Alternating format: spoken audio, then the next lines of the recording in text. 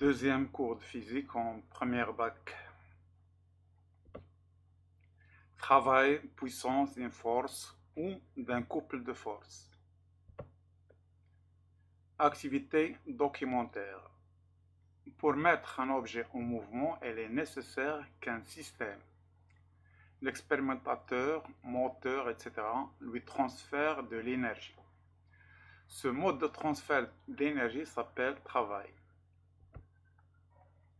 Comment peut-on définir cette grandeur mathématiquement? Quand ce transfert est-il réalisé? Rappel, notion de force, définition. Action mécanique. Action d'un objet sur un autre objet. La force modélise l'action mécanique qui se concrétise par le mouvement, le changement de mouvement d'un objet, la conservation d'un état d'équilibre, c'est-à-dire pas de mouvement, la déformation d'un objet.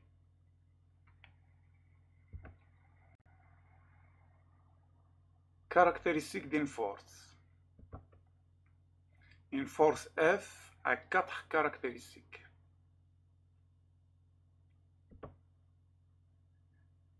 Point d'application, lieu où se fait l'action. Direction, droite selon laquelle se fait l'action. Sens de l'action. Intensité, grandeur mesurable qui mesure l'étendue de l'action et se mesure avec un dynamomètre et se compte en newton.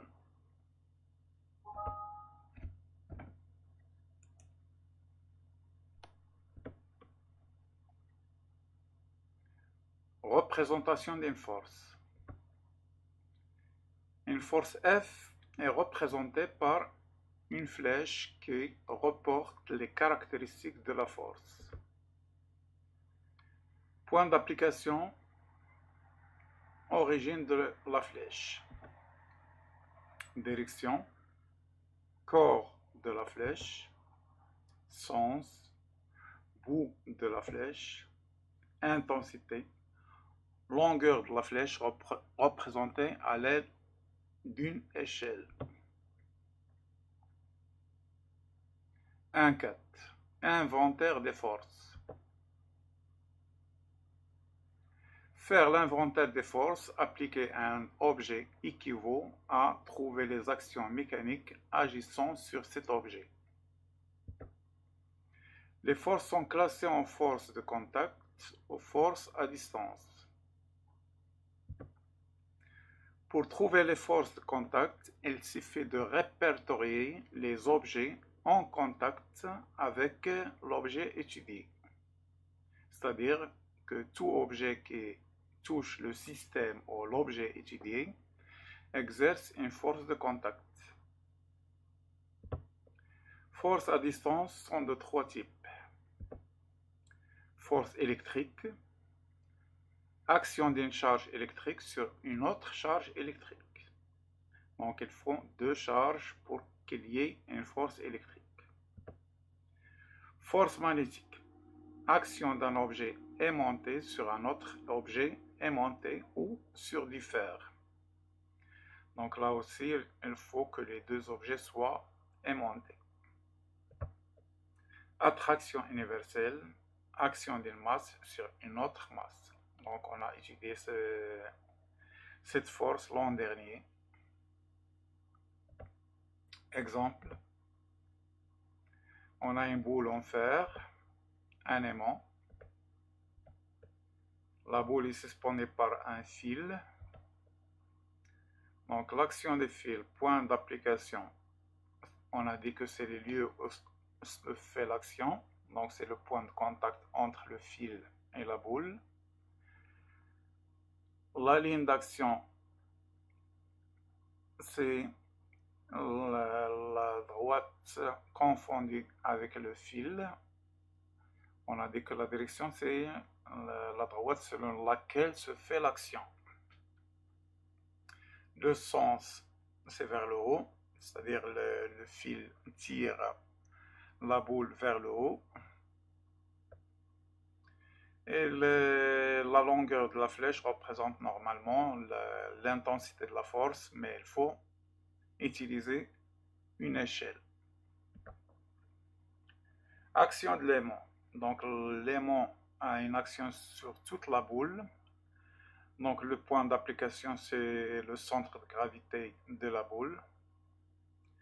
La direction est horizontale, sens vers l'aimant. L'aimant attire la boule. Le poids ou action de la Terre. Donc le poids, c'est la même chose, exerce son action sur toute la boule. Donc le point d'application, c'est le centre de gravité de la boule. La direction, le poids ou la Terre tire les objets verticalement.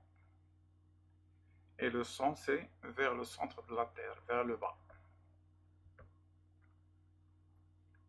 1,5. Moment d'une force. L'intensité de la force exprime bien l'étendue de la force dans le cas d'un mouvement de translation. C'est-à-dire plus l'intensité est grande, plus l'action est importante. Mais dans le cas d'un mouvement de rotation, l'étendue de la force est mieux exprimée par le moment de cette force par rapport à un axe de rotation réel ou virtuel. Donc l'intensité dans le cas de rotation n'exprime pas bien l'action de rotation. Donc on utilise une autre grandeur qui est le moment de force. Le moment de force par rapport à l'axe de rotation est donné par la relation. Donc on a vu ça en tronc commun. Le moment par rapport à delta de F est égal plus ou moins F fois D. Donc pourquoi le plus ou moins? Ça dépend du sens de rotation. Donc on choisit un sens de rotation. Si la force a une action dans ce sens, elle a un moment positif. Si elle a une action dans le sens opposé, son moment sera négatif. Donc on a des cas particuliers, cas d'une force ayant une ligne d'action perpendiculaire à l'axe de rotation, ou ayant une ligne d'action qui coupe l'axe de rotation. Donc dans ces deux cas, le moment de force est nul. Schéma. Donc l'axe de rotation, la force, la direction de la force, la distance. Donc la distance, c'est la projection orthogonale vers l'axe. Donc c'est le sens de rotation comme on le voit ici et le sens de l'action de la force. Donc la force a une action dans le même sens que le sens choisi. Donc dans ce cas, le moment est positif. Mais si on choisit l'autre sens, le moment sera négatif. Donc F a une action opposée au sens choisi. Donc son moment est négatif.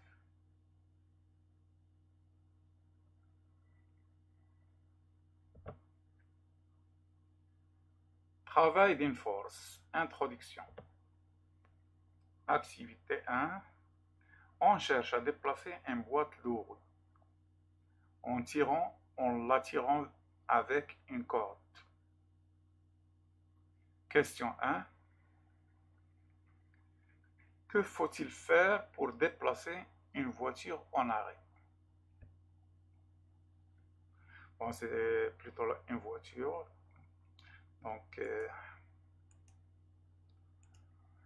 pour déplacer une voiture en arrêt, on applique une force.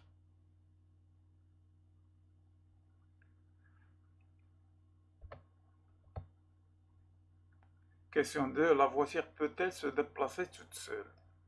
Donc, bien sûr, la voiture ne peut pas se déplacer toute seule.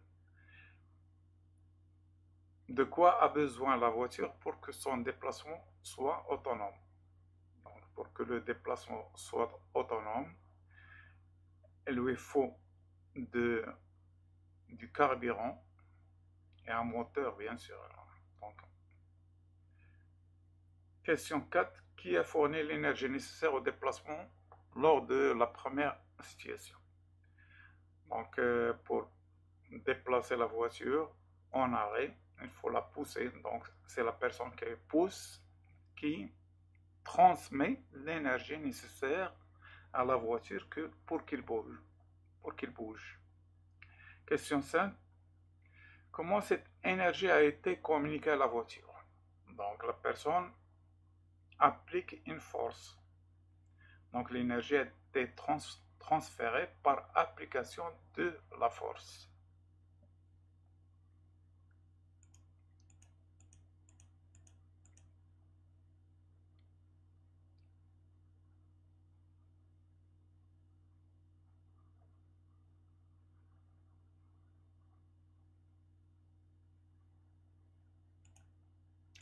Donc, définition.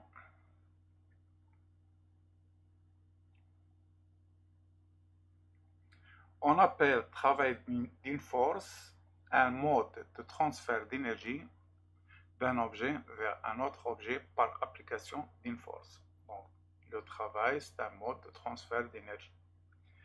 Il y a deux modes de transfert d'énergie, le travail et la chaleur.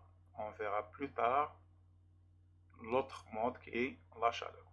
Donc, il faut apprendre cette définition. Le travail, c'est un mode de transfert d'énergie par application d'une force. Donc, c'est tout simple. Note. Le symbole du travail d'une force F lors d'un déplacement d'un point A vers un point B est WF de A à B. Bon, le travail, c'est un transfert d'énergie, donc l'unité de travail est l'unité de l'énergie qui est le joule. Donc c'est l'unité internationale. Il y a d'autres unités, le calorie, etc. Le wattheure, etc. Donc, comme d'habitude, on a une grandeur qu'on va essayer de lui trouver une équation mathématique pour l'exprimer. Donc c'est un phénomène de transfert d'énergie qu'on doit modéliser par une équation. Donc pour trouver cette équation, commençons par définir d'abord les facteurs influençant le travail. Premier facteur, c'est la distance. Donc on a deux situations similaires et qui diffèrent uniquement par la distance AB. La distance AB est plus grande pour la deuxième situation. Activité 2. Que faut-il faire pour déplacer la boîte? Donc pour déplacer la boîte, il faut appliquer une force. Donc je répète les questions comme ça vous les ancrez. Question 2. Que fournit-on à la boîte pour qu'elle puisse se déplacer? Donc on a dit que pour qu'un objet se déplace, il a besoin d'énergie. Donc la réponse à la question, on fournit de l'énergie pour déplacer la boîte. Question 3. Comment transfère-t-on l'énergie à la boîte? Le transfert d'énergie se fait par application d'une force, donc c'est la définition du travail. Donc, laquelle des deux situations fournit-on plus d'énergie à la boîte? Bien sûr, on fournit plus d'énergie dans la deuxième situation, parce que la longueur est grande, plus grande. Donc, on fournit plus d'énergie. Quel facteur a entraîné l'augmentation du travail de la force? Donc, je répète, le travail de la force, c'est le transfert de l'énergie. Donc, dans quelle situation on a transféré plus d'énergie? L'augmentation de travail de la force est due à l'augmentation de la distance. Question 6. Proposez une relation basique entre le facteur cité ici haut et le travail d'une force. Plus la distance parcourue est grande, plus l'énergie fournie ou le travail est grande.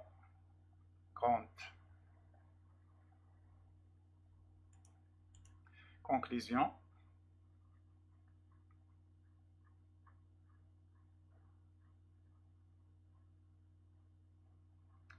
Le travail d'une force appliquée à un objet en translation dépend de la distance parcourue par l'objet. Plus la distance est grande, plus le travail de la force est grand. Plus l'énergie fournie est grande.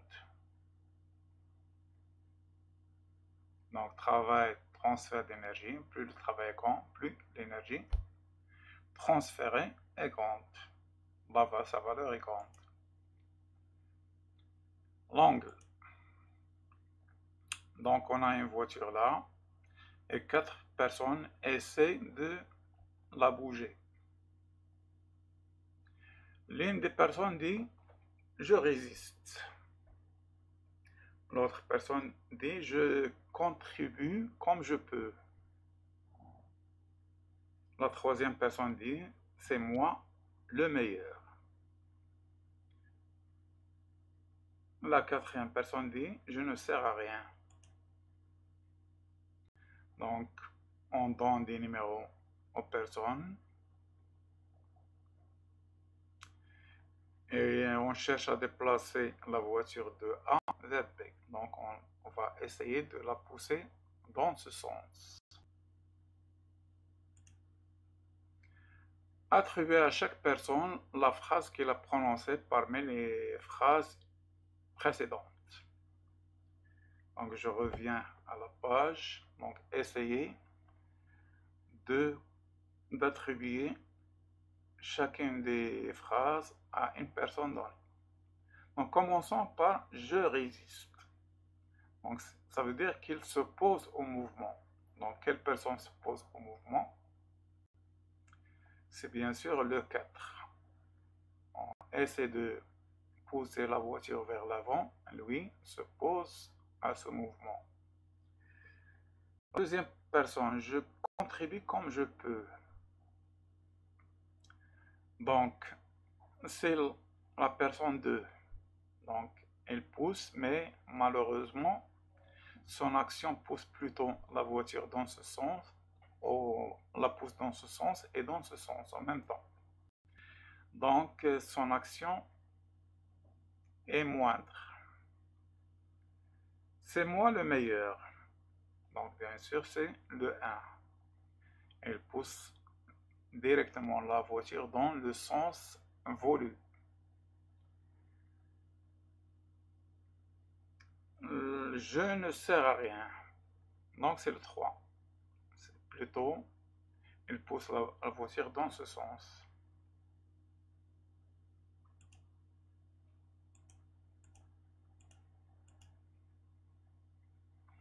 Donc, je résiste un 4. Je contribue comme je peux le 2. C'est moi le meilleur, c'est le 1. Je ne sers à rien, c'est le 3. Quel facteur différencie l'action de chacune des personnes en action? Donc, revenons à l'image. Donc, quel facteur différencie les actions? Donc, c'est l'angle. L'angle par rapport au vecteur de déplacement ou par rapport à la direction de déplacement. Donc, celui-là contribue au maximum. Et là, un angle égal à 0 avec la direction de déplacement. Celui qui ne sert à rien a un angle de 90 degrés. Celui-là, disons qu'il a un angle de 45 degrés. Et celui-là, un angle de 180. Le vecteur force et le vecteur déplacement sont opposés. Donc l'angle entre eux est de 180.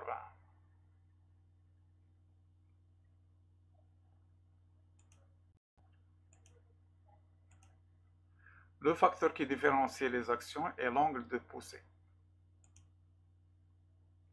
Question 3. Détermine la valeur des angles, donc je l'ai donné.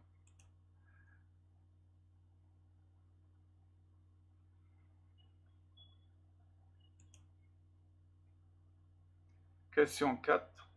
Dans l'intervalle angulaire où la force a une action motrice et l'intervalle angulaire où la force a une action résistante. Action motrice, on a un angle compris entre 0 et 90. Action résistance entre 90 et 180. Question 5. Pour quel angle l'action est nulle? L'action est nulle pour 90 degrés. Question 6. Dans une relation basique entre l'angle θ et le travail de la force pour chaque domaine moteur ou résistant. Plus l'angle augmente, plus le travail de la force est grand en valeur absolue. Conclusion. Le travail d'une force appliquée à un objet en translation dépend de l'angle θ que forme le vecteur force et le vecteur déplacement. Le travail peut être résistant, moteur ou nul. Moteur si θ est entre 0 et 90, donc le 90 n'est pas compris dans l'intervalle, donc 90 c'est pi sur 2. Nul, c'est θ égale pi sur 2, c'est-à-dire 90 degrés. Résistant, c'est θ est entre 90 et 180. Le 90 n'est pas compris dans l'intervalle. Intensité de la force. Donc, on a la même situation avec une différence d'intensité de force. On a une intensité double pour la deuxième situation. Lorsqu'on applique une force d'intensité supérieure, dépense-t-on plus ou moins d'énergie? Donc lorsque j'applique une force d'intensité supérieure, bien sûr, je fournis plus d'énergie. Pour les deux situations schématisées, dans quelle situation transfère-t-on plus d'énergie pour mouvoir l'objet? Donc on vient de le dire, plus l'intensité est grande, plus le transfert d'énergie est grand. Donc c'est la situation 2. Dans quelle situation le travail a une plus grande valeur? Bien sûr, le travail, c'est le mode de transfert. Donc, plus on transfère d'énergie, plus le travail est grand. Donc, situation 2.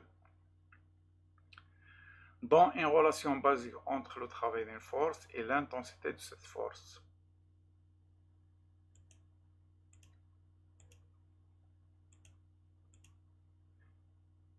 Plus l'intensité de la force est grande, plus l'énergie dépensée est grande, donc plus le travail est grand.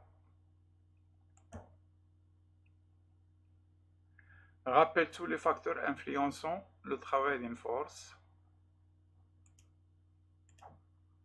Donc, on a vu, c'est la distance, l'intensité de la force et l'angle d'application de la force. Conclusion.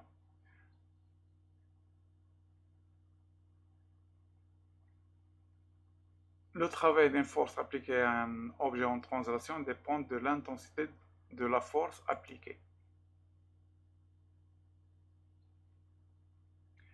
Plus l'intensité de la force est grande, plus le travail de cette force est important.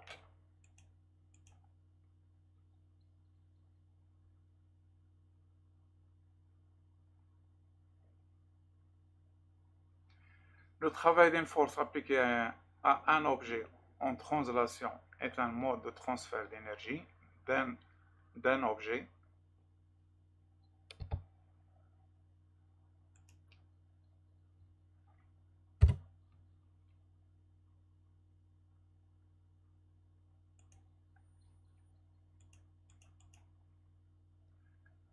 d'un objet vers un autre objet. Elle dépend de trois variables. AB, une distance parcourue par l'objet subissant la force. F, intensité de la force appliquée. Θ, angle que forment le vecteur force et le vecteur déplacement. Donc trois facteurs. Expression de travail d'une force. Donc là, on va chercher l'équation qui modélise ce phénomène de déplacement d'énergie qui est le travail.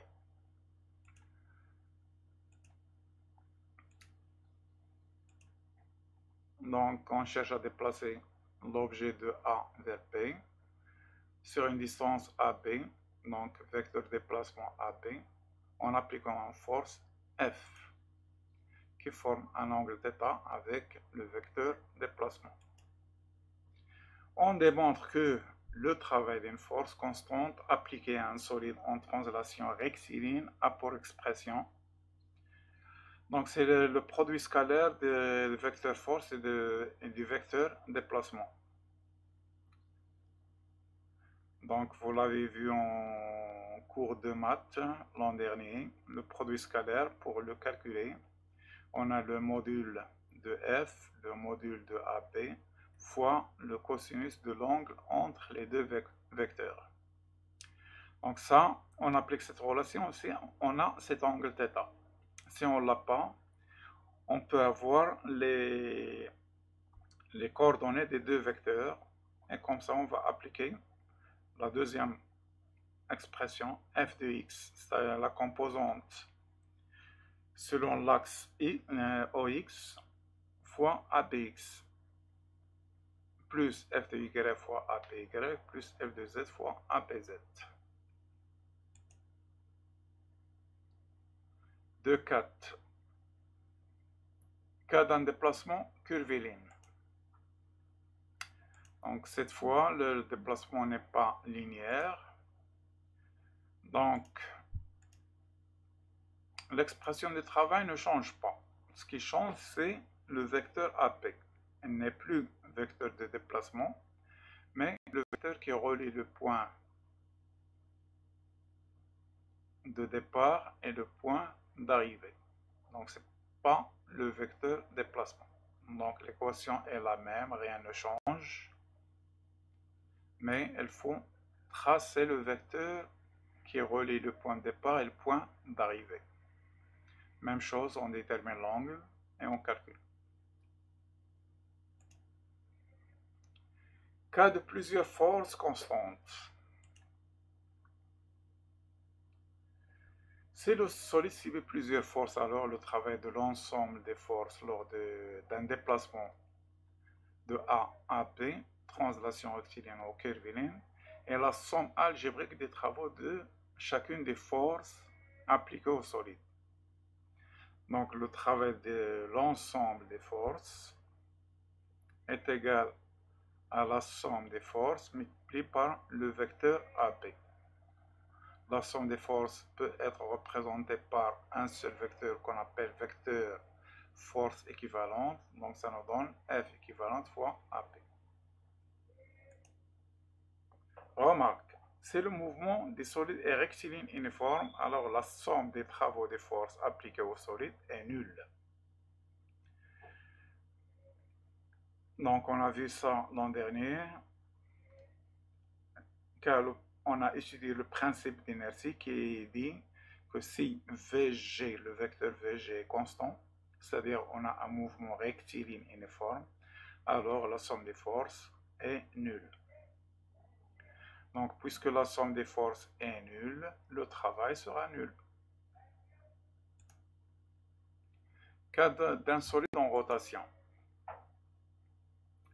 Donc on a vu dans l'introduction que l'intensité F n'exprime pas bien l'action mécanique de rotation. Donc on opte pour le moment de force plutôt que pour l'intensité. Donc si un solide subit l'action d'une force F dont le moment mu delta F par rapport à l'axe de rotation est constant, donc il est constant, pas constante.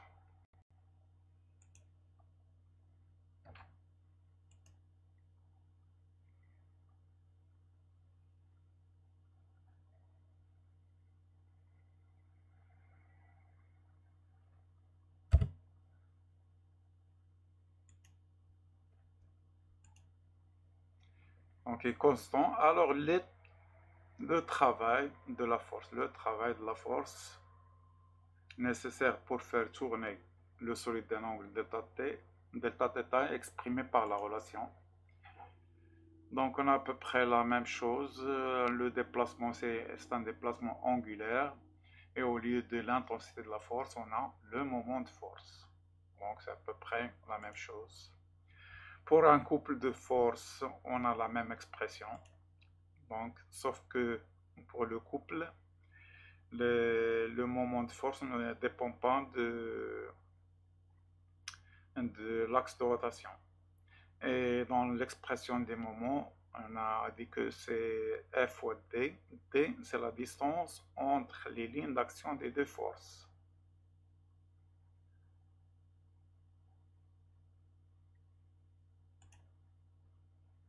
Cas particulier, travail de poids. Le poids est l'une des forces qu'on retrouve dans tous les cas étudiés. Donc, la Terre est toujours là, donc il y a toujours l'action de la Terre, c'est-à-dire le poids. Donc c'est un cas qu'on retrouve toujours. Donc considérons un solide en chute d'une position A vers une position B. Donc il se déplace de A vers B. Le travail des poids, on utilise l'expression générale du travail qui est la force multipliée par le vecteur de déplacement. La projection sur les axes de repère nous donne. Donc on projette sur les trois axes des repères. Donc le vecteur force n'a pas de composante sur l'axe des x qui est là. Donc la projection est nulle. De même sur l'axe des y qui est là, la projection est nulle. Et la projection sur l'axe des z, donc le vecteur P et le vecteur l'axe OZ sont opposés, donc on a un signe moins mg. Donc pour le vecteur déplacement, j'ai pris le cas général dans un déplacement non vertical. Donc on aura xp moins xa, etc.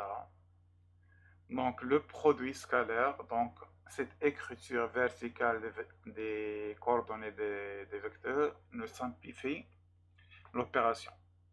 Donc la valeur des travail, c'est le produit des coordonnées sur le même axe. Donc 0 fois ça nous donne 0. 0 fois ça nous donne 0. Donc il nous reste la dernière partie. Et on a un signe moins. Donc pour enlever le signe moins, j'ai inversé les z. Ça devient za moins zp. Conclusion.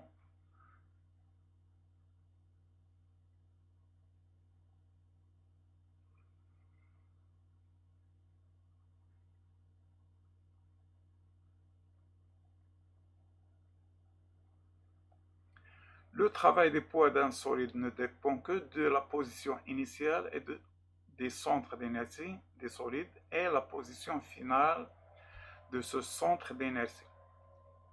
Donc on dit que c'est une force conservatrice. Elle ne dépend que de l'état initial et de l'état final.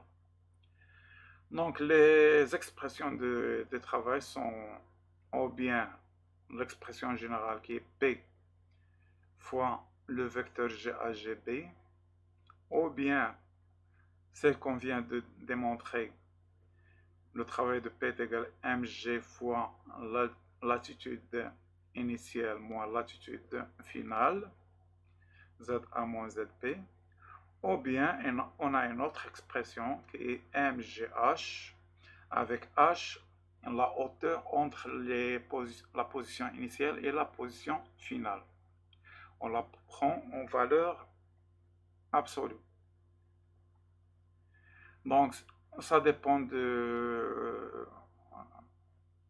des cas, si l'objet monte ou descend. Donc, dans une descente, c'est le poids qui fait mouvoir l'objet. Donc, son travail est moteur positif. Donc, si l'objet descend, on a un travail mg fois h. Si l'objet monte, on a une expression moins mg fois h. Cas particulier, action d'une force, action d'une surface.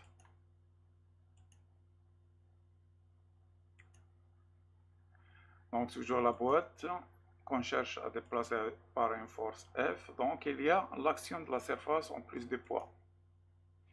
Donc on a vu qu'on peut décomposer l'action R en deux composantes, la composante normale Rn et la composante tangentielle.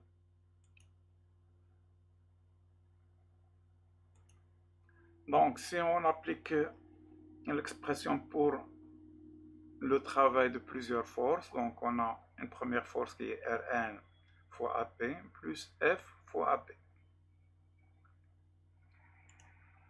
L'angle entre AB et Rn est de 90 degrés. L'angle entre AB et F est de 180 degrés. Donc on obtient en fin de compte le travail de R est égal au travail de F uniquement est égal à moins F fois AB. Le moins c'est le cosinus de 180 est égal à moins 1, le cosinus de 90 est égal à 0.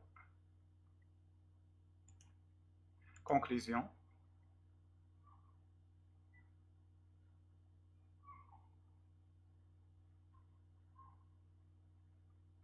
Le travail de l'action d'une surface, le travail de l'action d'une surface, donc R c'est le vecteur action, se limite au travail de la composante tangentielle F, qui est résistant. Donc le travail s'oppose au mouvement. Donc on a un signe moins. F et AP ont des valeurs positives. Puissance d'une force. Lorsque deux systèmes de puissance différentes effectuent le même travail, fournissent la même énergie, le plus puissant est celui qui est le plus rapide. Quelle relation relie ces deux grandeurs, puissance et énergie? Donc on a trois ouvriers dans un chantier effectuant des travaux évalués comme suit. L'ouvrier 1 effectue un travail W pendant une durée de delta T. L'ouvrier 2 effectue un travail 2 fois W pendant la même durée. Et l'ouvrier 3 effectue le travail W pendant 2 delta T. Comment comparaître l'efficacité des travaux? Donc on a les trois ouvriers. Définition. La puissance des forces représente le travail échangé en une unité de temps. Donc pour comparer les travaux, on va les comparer pour la même durée qui est l'unité de temps, c'est-à-dire la seconde. L'unité de temps internationale est la seconde. Donc pour faire cette comparaison, on a introduit une grandeur qui est la puissance. Donc l'expression de la puissance, c'est delta W sur delta T. Donc si on donne à delta T une valeur est égale à 1, on aura PM est égal à delta W. C'est le travail effectué en unité de temps. Donc l'expression instantanée, c'est la même, mais avec un D. Donc je rappelle le delta exprime la différence, D exprime la différence, mais delta exprime une grande différence et le T exprime une différence très petite. Donc on parle d'instant, donc c'est la puissance instantanée. On démontre que lors d'une translation, on a P est égal au produit scalaire de F fois V. Donc, comment on le démontre? Il suffit de remplacer le dW. Donc, le travail élémentaire dW est égal F fois un déplacement infinitésimal dl. Donc, on a F fois dl. dl sur dt, c'est la vitesse, c'est le vecteur vitesse. Donc, on a P est égal F fois V, c'est-à-dire le produit scalaire qu'on calcule comme on l'a dit pour le travail. Et dans le cas d'une rotation, donc dans le cas d'une rotation, on a dw est égal mu delta fois dθ. Et dθ sur dt, ça nous donne la vitesse angulaire.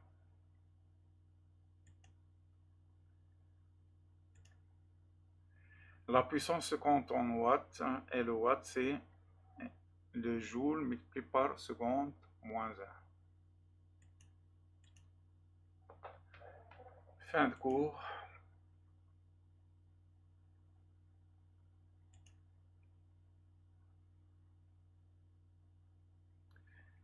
Et bonne chance.